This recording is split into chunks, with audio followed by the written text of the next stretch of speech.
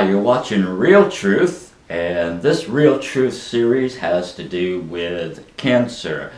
I am a cancer survivor, and specifically this will be regarding head and neck cancer. My story is very similar to Michael Douglas, if you read his story online, the actor.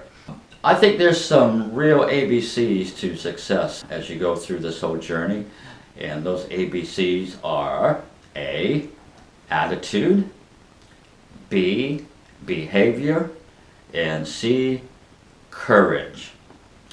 Attitude being you need to maintain a positive attitude, but I know personally and from hundreds of people that have been through cancer, what they've told me is attitude made by far the biggest difference, and my radiology oncologist stressed this enormously. B, behavior. What you do, and I'm talking about action steps, what you do through this whole journey is going to have a direct proportion to the success of your outcome. Behavior in times of despair, when you don't even have the strength to barely lift your arm, but steadfast behavior action steps will make all the difference. And C, courage. Let's face it, this is an awful thing, cancer. It sucks. And you're going to go through hell for a few weeks. It does get better. And I'm here to tell you that my prognosis was not good. I was stage 4, and it was pretty horrific. With all that being said, and living with these side effects, I can honestly tell you that I have more peace, a better perspective on life, and I am genuinely happier and more full of joy than I was before cancer.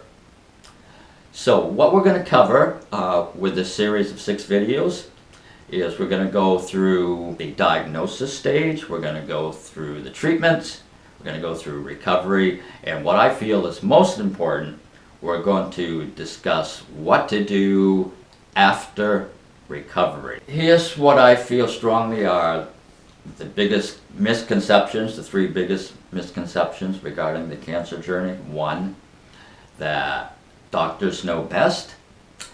Not necessarily so. Not in my case, and not in hundreds of cases.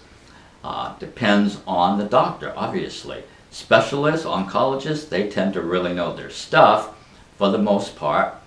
PCPs, not so much. This isn't their gig. It's staggering the number of PCPs, primary care physicians, who give bad advice when it comes to initial cancer diagnoses. I'm one of those stories. So I can tell you firsthand, and I've talked to many people who have been misdiagnosed. And in fact, a Boston oncologist that I spoke to, actually several, told me that in their hospital, which is a world-renowned hospital, that 1 out of 10, that's 10%, that's an enormous number.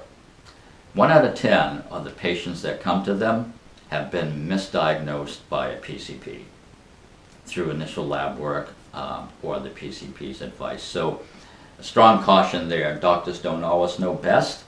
The person that knows best is you. And that's through careful research, tons of open discussions with oncologists, second opinions, maybe third opinions, Facebook groups who have been through this, and of course incorporating the expert advice of your medical team, and then putting that all together, filtering through your intuitive guidance, and then coming up with a decision. And most of the time, I find the best course of action is going to come from your gut feeling.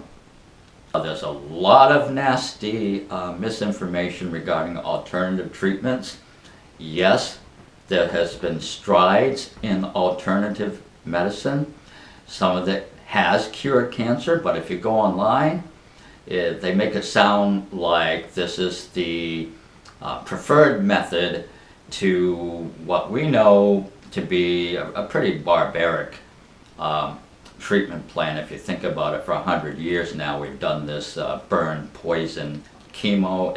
It's horrible on the body, and my initial thought was, come on, really, is this the best we can do? 100 years we're still doing this to people? Knowing that you're facing that, it's very easy to grab on to anything or everything. I can get that, I understand it. I was stage 4. I had no choice. I had to take the traditional route. If I was stage 1, I would have thought seriously about alternatives first. Another misconception: all cancer centers are the same. And excuse my voice with my pronunciation, one of my side effects is extreme dry mouth. Are all cancer centers the same? No, of course not. All oncology centers, cancer centers, are not created equal. Some have world-renowned oncologists and experts on board, some do not. Some have the latest technology, some do not.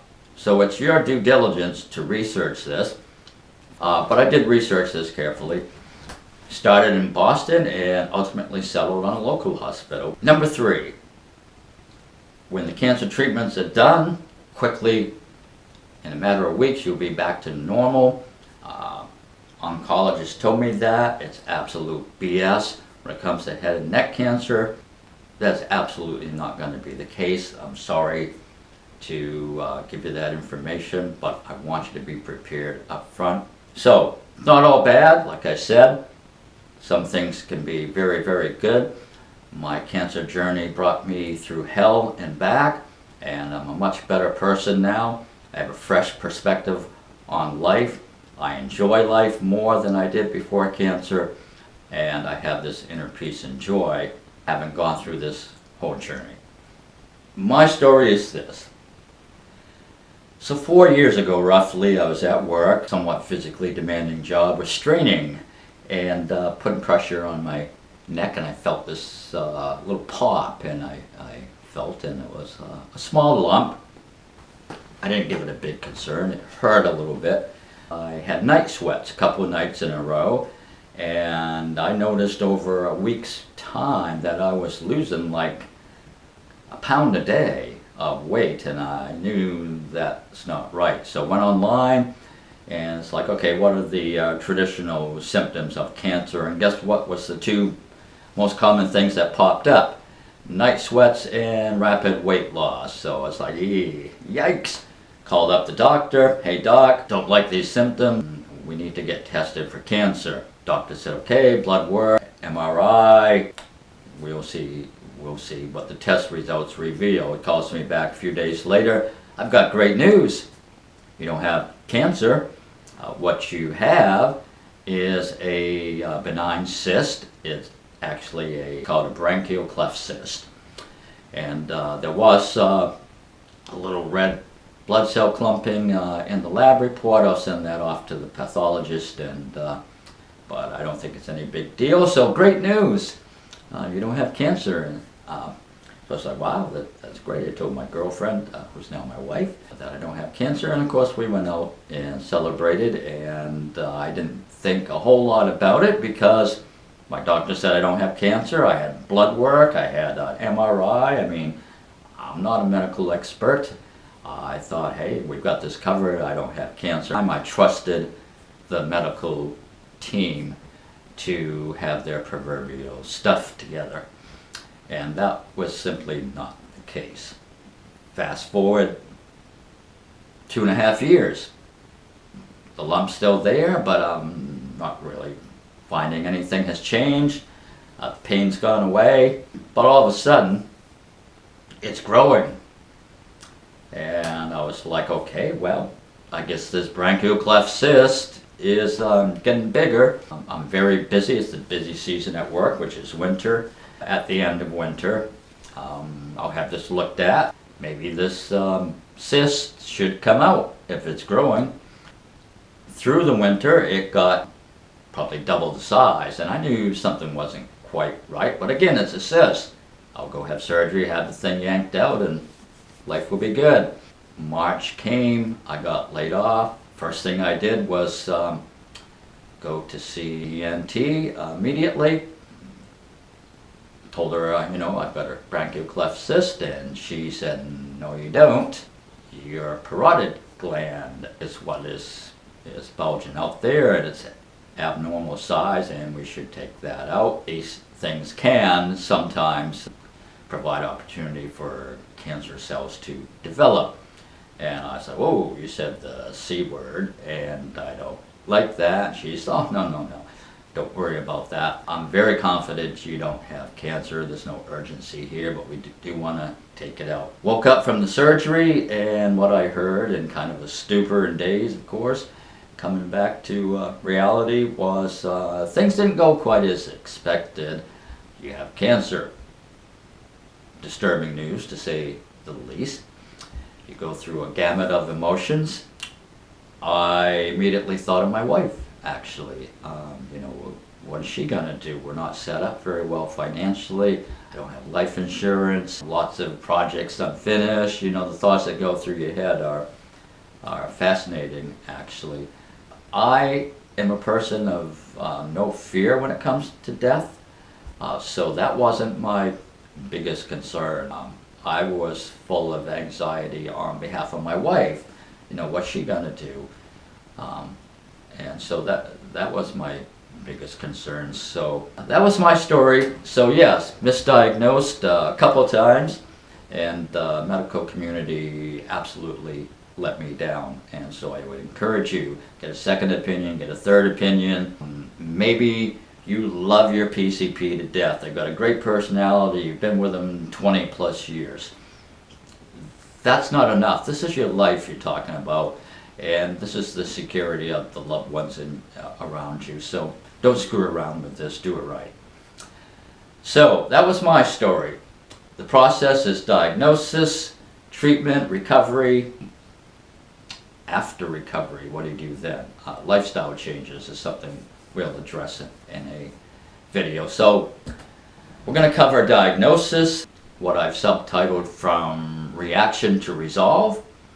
You need to allow to pass through the fire of emotions. You're going to go through anger, anxiety, fear, sadness. We'll touch on that, how to get through that. Research, doctors, cancer centers, success stories, Facebook groups. We'll get into that as well with the next video. Discussions, open communication with your medical team. There's no such thing as having too much information. This is a life-threatening illness. It takes lots of lives. Fortunately, the type of cancer I had specifically is HPV plus, and also what's called P16 plus, and started at the base of the tongue.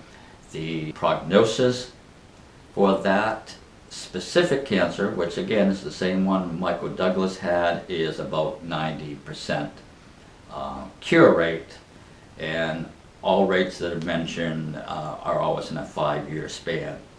What's not mentioned is the horrific side effects that are typical with this type of cancer, and also the recurrence rate is fairly high.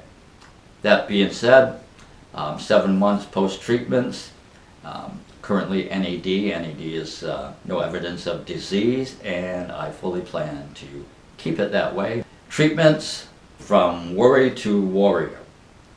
Treatments can be worrisome. I'm going to step you through what to expect in all of these videos and every step of the way, so you're fully prepared. At some point you need to get that warrior mentality. This is a battle. This is a war, and you need to treat it like that.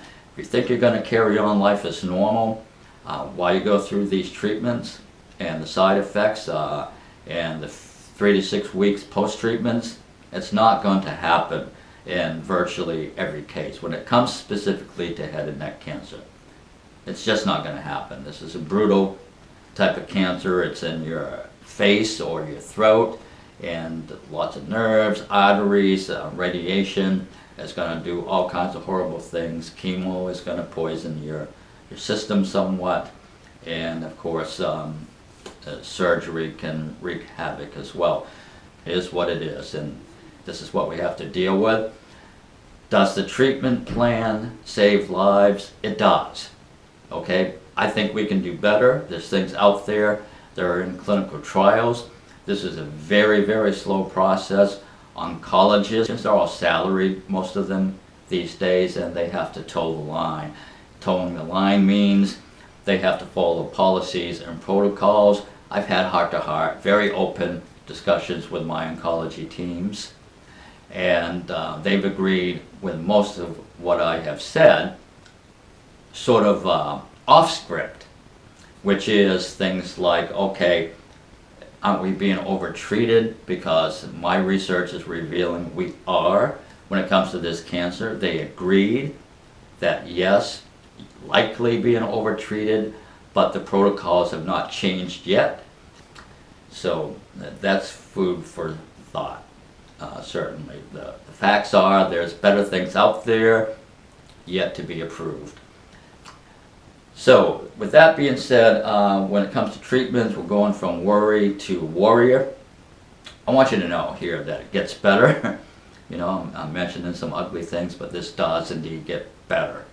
It'll get worse as you go through it before it gets better, but this will get better. 3 to 6 weeks post-treatment is when you start to be able to measure improvements. And maybe at the 5 or 6 month mark, you start feeling a little bit like your normal self again. As I mentioned, I'm 7 months post-treatment. I feel like I'm maybe 70% back as far as energy, strength, and stamina goes. You adjust to the new normal. You'll hear that phrase a lot amongst the cancer groups, especially on the Facebook groups, which are extremely supportive and helpful, by the way. So definitely hook up with some of these Facebook groups. Recovery, I'm going to call that one from hell to hallelujah. You are going to go through hell for a bit, but you can rejoice at the end, having successfully concluded treatments, and then set a course action plan to sustain and be sure that this doesn't come back again. Finally, the changes, and this one, again, what I consider to be critical. I can't tell you how many people I've seen, unfortunately, that come through this hell and then say, thank God I can get back to what I used to do. And in most cases, that's the worst thing you can do, because in most cases that means eating junk food again, high sugar, sedentary lifestyle. All that has to change, or you can virtually guarantee you're going to have some type of complications, if not full-blown cancer again at some stage. So we'll discuss some of the things I recommend, some of the things I'm doing. As far as changes go, there will be a new normal. That sounds a little scary and saddening and frightening. You mean I won't be myself again? Not as you knew it, but it's amazing to me how resilient and adaptive the body is, how adaptive your emotional and mental states can become. And like I said early on, I have more peace, I have more joy today, even given some side effects. So, because a lot of your success is going to become from having a developed attitude of pushing, you know, this thing's not going to get me. When I feel like I can only get halfway to the mailbox to get the mail, I'm going to go the full distance to the mailbox and get the mail. So you'll find that makes a world of difference. Diet, supplements, fasting, exercise are things I do now that we'll discuss.